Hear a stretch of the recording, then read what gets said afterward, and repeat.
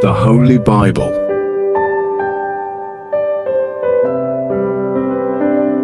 Reading Plan, 10th Day, Tagalog Version, Genesis chapter 26 to 27, and Mark chapter 10.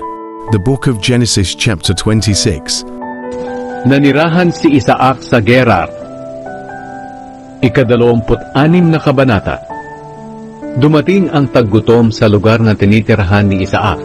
Bukod pa ito sa taggutom na nangyari noong panahon ni Abraham. Kaya pumunta si Isaac kay Abimelech, na hari ng mga Filisteo sa Gerar. Nagpakita sa kanya ang Panginoon at sinabi, "Huwag kang pupunta sa Ehipto. Manatili ka sa lugar na ituturo ko sa iyo. Dito ka lang muna manirahan dahil sasamahan kita at pagpapalain. Ibibigay ko sa iyo at sa mga lahi mo ang lahat ng lupaing ito. Tutuparin ko ang ipinangako ko sa iyong amang si Abraham. Pararamihin ko ang mga lahi mo na kasindami ng mga bituin sa langit. At ibibigay ko sa kanila ang lahat ng lupaing ito. At sa pamamagitan nila pagpapalain ko ang lahat ng tao sa mundo. Gagawin ko ito dahil sumunod si Abraham sa akin. Tinupad niya ang lahat ng aking kautusan at katuruan. Kaya roon nanirahan si Isaac sa Gerar." Kapag may nagtatanong kay Isaac na taga-Gerar tungkol sa kanyang asawa, sinasabi niyang kapatid niya si Rebeka. Maganda si Rebeka, kaya natatakot siyang sabihing asawa niya ito dahil baka siya'y patayin nila para makuha si Rebeka. Matagal-tagal na ang pananatili ni Isaac doon sa Gerar. At isang araw, nagkataon na dumudungaw sa bintana si Abimelech na hari ng mga Filisteo.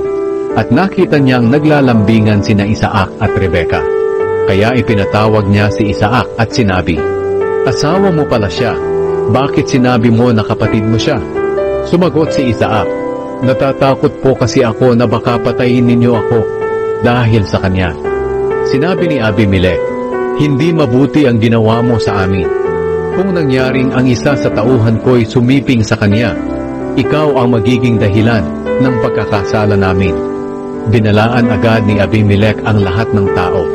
Sinabi niya, "Ang sino mang gagawa ng masama sa lalaking ito o sa asawa niya ay papatayin."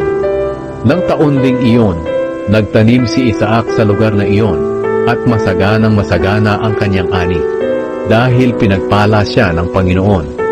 Nagpatuloy ang pag-unlad niya hanggang sa yumaman siya ng husto. Nainggit sa kanya ang mga Filisteo dahil marami na ang kanyang tupa, kambing, baka at alipin. Sa inggit nila kay Isaac, hinabunan nila ng lupa ang mga balon na hinukay noon ng mga alipin ng ama niyang si Abraham. Ngayon sinabi ni Abimelech kay Isaac, "Umalis ka na rito dahil mas makapangyarihan ka na kaysa sa amin." Kaya umalis si Isaac at nagpatayo ng toldan niya sa lambak ng Gerar at doon na nanirahan. Ipinahukay niyang muli ang mga balon ng ama niyang si Abraham dahil tinabunan ito ng mga Filisteo nang mamatay si Abraham. Pinangalanan ni Isaac ang mga balon ng dati ring pangalan na ibinigay noon ni Abraham. Doon sa lambak naghukay ng bagong balon ang mga alipin ni Isaac at nakatagpo sila ng bukal.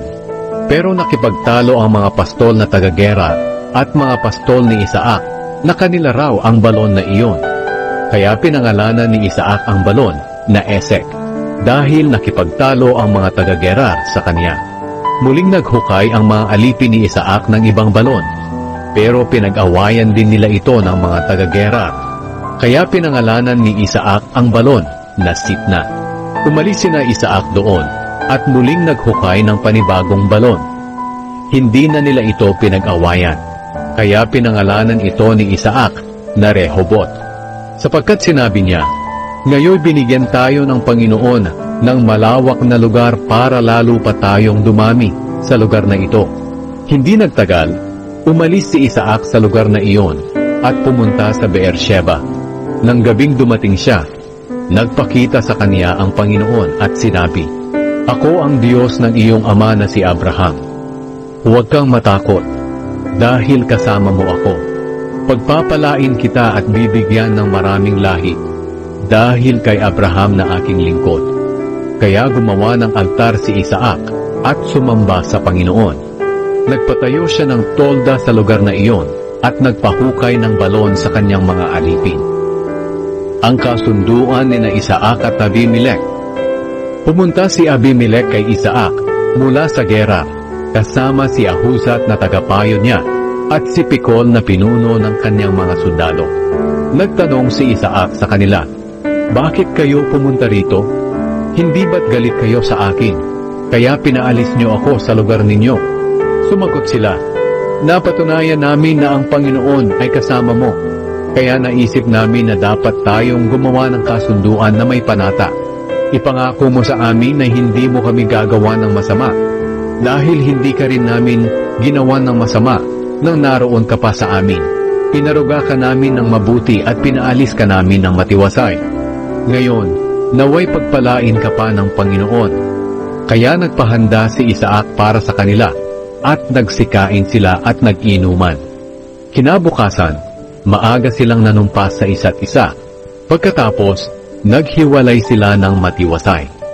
Sa araw ding iyon dumating ang mga alipin ni Isaac at ibinalita sa kanya na may tubig ang balong hinukay nila.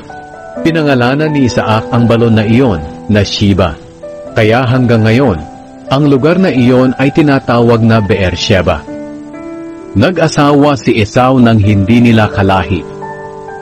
Nang 40 taong gulang na si Esau, napangasawan niya si Judith na anak ni Beeri na Heteo. Naging asawa rin niya si Basemat na anak ni Elon na Heteo rin. Ang dalawang babaeng ito ay nagbigay ng kalungkutan kina Isaac at Rebekah. Genesis chapter 27. Binasbasan ni Isaac si Jacob. Ika-27 kabanata. Matandang-matanda na si Isaac at halos hindi na makakita. Isang araw, tinawag niya ang panganay niyang anak na si Esau. Sinabi niya, "Anak." Sumagot si Esau, "Narito po ako, ama." Sinabi ni Isaac, "Matanda na ako at hindi magtatagal ay mamamatay na ako. Mabuti pang kunin mo ang pana mo. Pumunta ka sa bukid at mangaso ka para sa akin. Pagkatapos ipagluto mo ako ng paborito kong pagkain at dalhin mo agad ito para makakain ako. At babasbasan kita bago ako mamatay." Nakikinig pala si Rebekah habang kausap ni Isaac si Esau. Kaya nang pumunta si Esau sa bukid para mangaso, kinausap ni Rebekah ang anak niyang si Jacob. "Narinig ko ang sinabi ng iyong ama kay Esau, na mangaso at agad siyang ipagluto ng paborito niyang pagkain. Sapagkat bago raw siya mamatay, babasbasan niya si Esau sa presensya ng Panginoon. Kaya anak, sundin mo ang iuutos ko sa iyo. Pumunta ka sa mga hayop natin, at kumuha ka ng 2 matabang batang kambing, at ipagluluto ko ang iyong ama ng paborito niyang pagkain. Pagkatapos dalhin mo ito sa kanya, para basbasan kanya bago siya mamatay." Pero sinabi ni Jacob sa kanyang ina, "Alam naman po ninyo na balbon si Esau, at ako na may hindi. Baka hawakan po ako ni ama, at malaman niyang niloloko ko lang siya, at sumpain po niya ako sa halip na basbasan." Sumagot si Rebekah, "Anak, ako ang mananagot kung susumpain ka niya. Basta gawin mo lang ang iniuutos ko sa iyo. Lumakad ka na at dalhan mo ako ng kambing." Kaya kumuha si Jacob ng 2 kambing, at dinala niya sa kanyang ina, at niluto ni Rebekah ang paboritong pagkain ni Isaac. Pagkatapos, kinuha niya ang pinakamagandang damit ni Esau na nasa bahay nila, at ipinasuot kay Jacob. Nilagyan niya ng balat ng kambing ang braso ni Jacob, pati ang leeg nito na hindi balbon. Pagkatapos ibinigay niya kay Jacob ang pagkain, at ang tinapay na niluto niya. Dinala iyon ni Jacob sa kanyang ama at sinabi, "Ama," sinabi ni Isaac, "Sino ka ba, anak ko?" Sumagot si Jacob, "Ako po si Esau, ang panganay niyong anak. Nagawa ko na po ang iniutos ninyo sa akin. Bumangon po kayo at kumain ng pinangaso ko, para mabasbasan niyo po ako." Sinabi ni Isaac, "Anak, paano mo ito nahuli agad?" Sumagot si Jacob, "Tinulungan po ako ng Panginoon na inyong Diyos." Sinabi ni Isaac, "Lumapit ka sa akin, anak ko, para mahawakan kita kung ikaw nga talaga si Esau." Kaya lumapit si Jacob at hinawakan siya ng kanyang ama at sinabi, "Ang boses mo ay parang kay Jacob, pero ang braso mo ay parang kay Esau." Hindi nakilala ni Isaac si Jacob dahil ang braso niya ay balbundin, katulad ng kay Esau. Bago niya basbasan si Jacob, nagtanong pa siya, "Ikaw ba talaga si Esau?" Sumagot si Jacob, "Opo, ako nga po." Sinabi ni Isaac, "Sige nga, dalhin mo rito ang niluto mo mula sa pinangaso mo, at pagkatapos kong kumain ay babasbasan kita." Kaya't binigyan siya ni Jacob ng makakain at maiinom, at kumain siya at uminom. Pagkatapos sinabi ni Isaac sa kanya, "Lumapit ka sa akin, anak, at hagkan mo ako." Lumapit si Jacob sa kanya at hinagkan ng kanyang ama. Nang maamoy ni Isaac ang damit nito, binasbasan niya agad si Jacob na nagsasabi, "Ang amoy ng aking anak ay katulad ng amoy ng bukid na binasbasan ng Panginoon. Naway bigyan ka ng Diyos ng lupaing masagana ang ani, na palaging may hamog na biyaya niya, para maging sagana ang pagkain at katas ng inumin mo. Naway magpasakop at maglingkod sa iyo ang maraming tao. Naway maghari ka sa mga kamag-anak mo, at magpasakop sila sa iyo. Naway ang sumusumpa sa iyo ay susumpain din, at ang magpapala sa iyo ay pagpapalain din." Nagmakaawa si Esau na basbasan din siya. Pagkatapos basbasan ni Isaac si Jacob, lumakad agad si Jacob. Kaalis lang niya ay dumating naman agad si Esau mula sa pangangaso. Nagluto rin siya ng masarap na pagkain at dinala niya sa kanyang ama. Sinabi niya, "Ama, bumangon po kayo at kumain ng pinangaso ko para mabasbasan po ninyo ako." Nagtanong si Isaac sa kanya, "Sino ka?" Sumagot siya, "Ako po si Esau, ang panganay niyong anak." Nang marinig ito ni Isaac, nanginig siya at sinabi, "Sino kaya ang unang nangaso at nagdala rito sa akin ng pagkain? Katatapos ko lang kainin iyon nang dumating ka. Ibinigay ko na sa kanya ang aking basbas at hindi ko na iyon mababawi." Pagkarinig nito ni Esau, umiyak siya ng labis. Sinabi niya, "Ama, basbasan niyo rin po ako." Pero sumagot si Isaac, "Niloko ako ng nakababatang kapatid mo at nakuha na niya ang basbas ko na para sana sa iyo." Sinabi ni Esau, "Pangalawang beses na ito na niloko niya ako, kaya pala Jacob ang pangalan niya. Kinuha na niya ang karapatan ko bilang panganay, at ngayon kinuha pa niya ang basbas na para sa akin." Pagkatapos nagtanong siya, "Ama, wala na po bang natitirang basbas na para sa akin?" Sumagot si Isaac, "Ginawa ko na siya na maging iyong amo, at ginawa ko rin ang lahat ng kamag-anak niya na maging mga alipin niya. Ibinigay ko na sa kanya ang saganang pagkain at inumin. Kaya ano pa ang maibibigay ko para sa iyo, anak?" Nagmakaawa pa si Esau sa kanyang ama, "Ama, wala na po bang kahit isang basbas? Basbasan niyo rin po ako." At patuloy ang kanyang paghagulgol. Sinabi ni Isaac sa kanya, "Hindi aani ng sagana ang lupaing titirhan mo, at palagi itong walang hamog na biyaya ng Diyos. Palagi kang makikipaglaban, at maglilingkod ka sa iyong kapatid. Pero kung lalaban ka sa kanya, makakalaya ka sa kanyang kapangyarihan." Kinapuutan ni Esau si Jacob dahil sa basbas na ibinigay ng kanyang ama kay Jacob. Sinabi ni Esau sa kanyang sarili, "Malapit nang mamatay si ama. Kapag namatay na siya, papatayin ko si Jacob." Pero nabalitaan ni Rebecca ang balak ni Esau. Kaya ipinatawag niya si Jacob at sinabi, "Ang kuya mong si Esau ay balak kang patayin para mawala ang galit niya sa iyo. Kaya makinig ka sa sasabihin ko. Tumakas ka at pumunta sa Haran, doon sa kapatid kong si Laban. Doon ka muna hanggang mawala ang galit ng iyong kuya, at makalimutan na niya ang iyong ginawa sa kanya. Ipapasundo na lang kita roon kapag hindi na siya galit sa iyo. Hindi ko hahayaang mawala kayong dalawa sa akin. Baka isang araw magpatayan kayo." Pinapunta ni Isaac si Jacob kay Laban.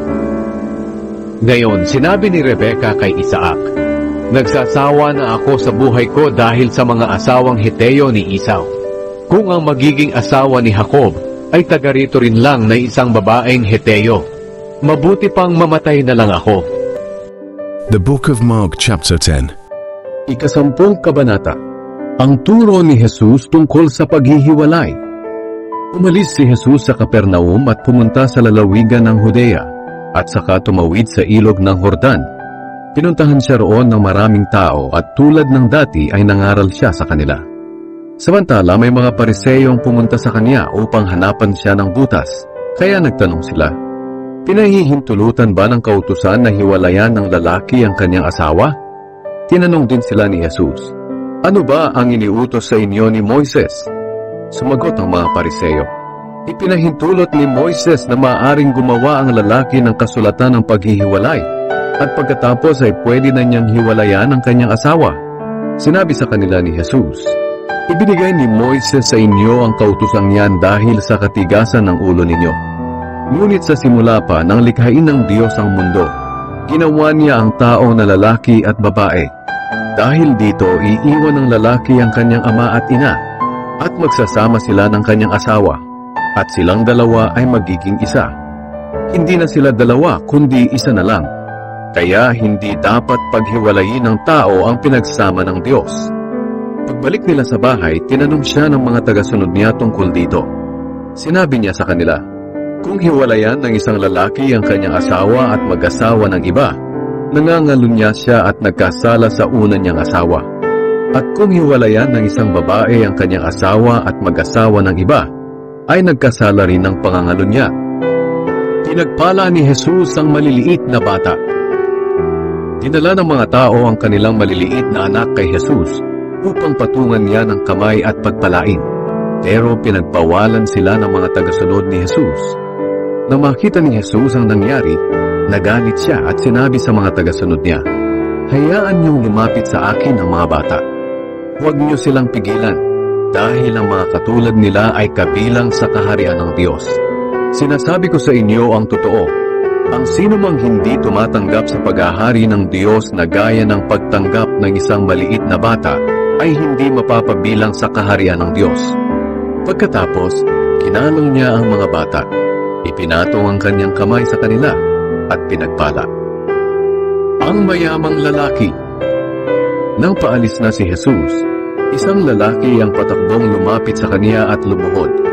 Nagtanong ang lalaki, "Mabuting guro, ano po ang dapat kong gawin para magkaroon ng buhay na walang hanggan?" Sumagot si Jesus, "Bakit mo sinasabing mabuti ako? Ang Diyos lang ang mabuti, wala nang iba. Tungkol sa tanong mo, alam mo ang sinasabi ng kautusan, huwag kang papatay, huwag kang mangangalunya, huwag kang magnanakaw, huwag kang sasaksi ng kasinungalingan, huwag kang mandadaya, at igalang mo ang iyong ama at ina." Sumagot ang lalaki, "Guro, sinusunod ko po ang lahat ng yan mula pagkabata." Tiningnan siya ni Jesus ng may pagmamahal at sinabi, "Isang bagay pa ang kulang sa iyo. Umuwi ka at ipagbili ang mga ari-arian mo, at ipamigay mo ang pera sa mga mahihirap, at magkakaroon ka ng kayamanan sa langit. Pagkatapos, bumalik ka at sumunod sa akin." Nalungkot ang lalaki nang marinig ito, at umalis siyang malungkot dahil napakayaman niya. Tumingin si Jesus sa paligid at sinabi sa mga tagasunod niya, "Napakahirap para sa mayayaman ang mapabilang sa kaharian ng Diyos." Nagtaka sila sa sinabi ni Jesus, kaya sinabi niya, "Mga anak, napakahirap talagang mapabilang sa kaharian ng Diyos. Mas madali pang makapasok ang isang kamelyo sa butas ng karayom kaysa sa mapabilang ang isang mayaman sa kaharian ng Diyos." Lalong nagtaka ang mga tagasunod niya, kaya nagtanong sila, "Kung ganoon po, sino na lang ang maliligtas?" Tiningnan sila ni Jesus at sinabi, "Imposible ito sa tao pero hindi sa Diyos, dahil ang lahat ay posible sa Diyos." Sinabi sa kanya ni Pedro, "Paano naman po kami? Iniwan namin ang lahat upang sumunod sa inyo." Sumagot si Jesus, "Sinasabi ko sa inyo ang totoo. Ang lahat ng nag-iwan ng bahay, mga kapatid, mga magulang, mga anak, O mga lupa, dahil sa akin at sa magandang balita, ay tatanggap sa panahong ito ng mas marami pa kaysa sa kanyang iniwan. Mga bahay, mga kapatid, mga ina, mga anak, mga lupa, pati mga pag-uusig. At tatanggap din siya ng buhay na walang hanggan sa darating na panahon. Maraming dakila ngayon na magiging hamak, at maraming hamak ngayon na magiging dakila. Ang ikatlong pagpapahayag ni Jesus tungkol sa kaniyang kamatayan. Habang naglalakad sila papuntang Jerusalem, nauna sa kanila si Jesus. Kinakabahan ang mga tagasunod niya at natatakot naman ang iba pang sumusunod sa kanila. Ibinukod ni Jesus ang 12 apostol at muli niyang sinabi kung ano ang mangyayari sa kanya. Makinig kayo, papunta na tayo sa Jerusalem. At ako na anak ng tao ay pagkakanulo sa mga namamahalang pari at mga tagapagturo ng kautusan. Hahatulan nila ako ng kamatayan at ibibigay sa mga hindi Hudyo. Iinsultuhin nila ako, duduraan, ahagupitin at papatayin. Ngunit muli ako mabubuhay pagkalipas ng 3 araw. Ang kahilingan ni Santiago at Juan. Lumapit kay Jesus sina Santiago at Juan na mga anak ni Zebedee at nagsabi, Guro, may hihilingin po sana kami sa inyo. Ano ang kahilingan ninyo? Tanong ni Jesus. Sumagot sila, Sana po kapag naghahari na kayo ay paupuin nyo kami sa inyong tabi, isa sa kanan at isa sa kaliwa. Pero sinabi ni Jesus sa kanila, Hindi ninyo alam kung ano ang hinihingi ninyo. Kaya nyo bang tiisin ang mga pagdurusang titiisin ko? Kaya nyo ba ang mga hirap na daranasin ko? Sumagot sila, Opo, kaya namin. Sinabi ni Jesus, Maaaring kaya nga ninyong tiisin ang mga ito. Ngunit hindi ako ang pumipili kung sino ang uupo sa kanan o kaliwa ko. Ang mga ito'y para lang sa mga pinaglaanan ng aking Ama. Nang malaman ng 10 tagasunod kung ano ang hiningi ni Santiago at Juan, nagalit sila sa kanila. Kaya tinawag silang lahat ni Jesus at sinabi, Alam nyo na ang mga itinuturing na pinuno ng mga bansa ay may kapangyarihan sa mga taong nasasakupan nila. At kahit ano ang gustuhin nila ay nasusunod. Pero hindi dapat ganyan ang umiral sa inyo. Sa halip, ang sino man sa inyo na gustong maging dakila ay dapat maging lingkod ninyo. At ang sino man sa inyo na gustong maging pinuno ay dapat maging alipin ng lahat. Sapagkat kahit ako na anak ng tao ay naparito sa mundo, hindi upang paglingkuran, kundi upang maglingkod at magbigay ng aking buhay para matubos ang maraming tao. Pinagaling ni Jesus ang bulag na si Bartimeus. Dumating sina Jesus sa Jericho, at nang paalis na siya roon kasama ang mga tagasunod niya at marami pang iba, nadaanan nila ang isang bulag na nakaupo sa tabi ng daan at namamalimos. Siya'y si Bartimeus, na anak ni Timeus. Nang marinig niyang dumadaan si Jesus na taga Nazaret, sumigaw siya, Jesus, anak ni David, maawa po kayo sa akin. Pinagsabihan siya ng marami na tumahimik, pero lalo pa niyang nilakasan ang pagsigaw, Anak ni David, maawa po kayo sa akin. Tumigil si Jesus at sinabi, Tawagin ninyo siya. Kaya tinawag nila si Bartimeus at sinabi, Lakasan mo ang loob mo. Tumayo ka dahil ipinapatawag ka ni Jesus. Itinapon ni Bartimeus ang balabal niya at dali-daling lumapit kay Jesus. Tinanong siya ni Jesus, Ano ang gusto mong gawin ko sa iyo? Sumagot ang bulag, Guro, gusto ko pong makakita. Sinabi ni Jesus sa kanya, Umuwi ka na. Pinagaling ka ng iyong pananampalataya. Nakakita siya agad at sumunod siya kay Jesus sa daan. Remember, the Word of God is alive. He is Jesus Christ. Read John 1 verse 1. Please like, subscribe, and share. Thank you for listening, reading, and watching. God bless us all. Remember to read the next chapters tomorrow. See you there.